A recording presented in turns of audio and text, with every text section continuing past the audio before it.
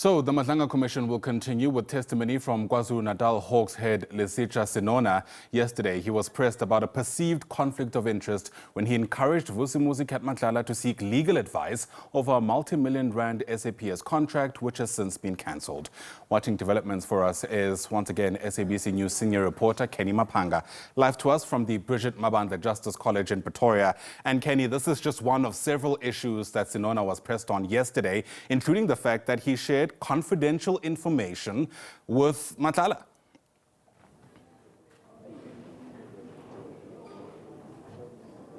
Good morning to you, Ayanda, and to the viewers at home. Indeed, if yesterday is anything to go by, then at 9:30 a.m. this morning, it's going to be an even tougher time for the KZN Hawks head, Maj-Gen Lesetja Senona, as he tries to, or rather attempts to walk back that evidence he gave in chief that runs contrary to his conduct and the kind of expectations one would have for a Hawks head and someone who carries the title of that nature within the criminal justice system. As, of course, you've correctly stated, although he gave the evidence in chief that he had committed no wrongdoing and that Vusimuzi Matlala, the alleged cartel member, was merely just someone he knew in a social manner and that they only discussed social things and current affairs, it seems that the evidence on the ground runs contrary to that. I think yesterday I have not seen that many concessions being made in a short number of hours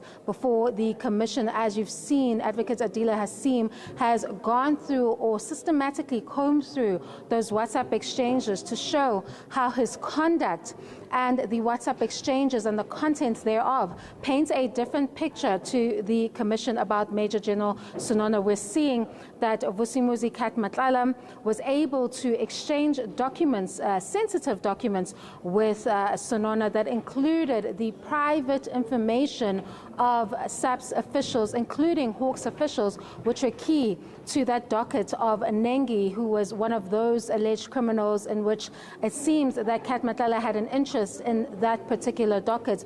Of course, these are just one of the instances in which the conduct of Senona in that regard was questionable for that of a Hawks head to be maintaining such a close relationship with an alleged cartel member.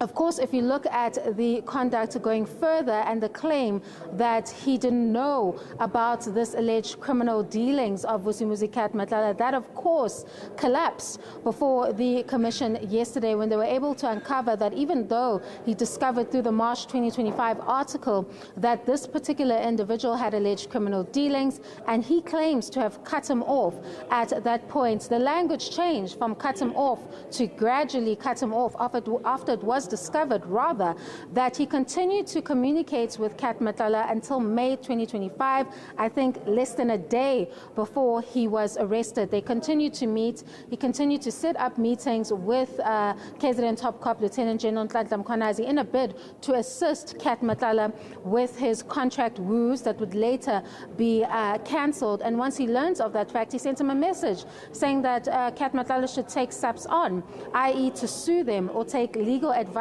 against them. So all of this is not really looking good for Maj-Gen Senona, and of course there's a greater implication in light of all of these allegations, Ayanda, is because he is the KZN Hawks head. He's not an ordinary official within that particular unit. He actually leads the structure in the province, and of course the evidence that has been heard so far doesn't reflect quite well on him as the leadership of that particular unit. And of course there have been some sentiments shared about whether or not action should be taken immediately or measures should be taken immediately in light of the evidence that we see unfolding before the commission about Maj-Gen Senona. Yesterday, when he completed that second day, he was defeated, if I could tell you that, by ending his testimony by saying he feels that he is crucified. We expect that at 9:30 a.m. this morning, the commission will continue to press him on those issues that the cross-examination has uncovered as severe discrepancies that could not be untenable before the commission. All that and more at 9:30 a.m. this morning.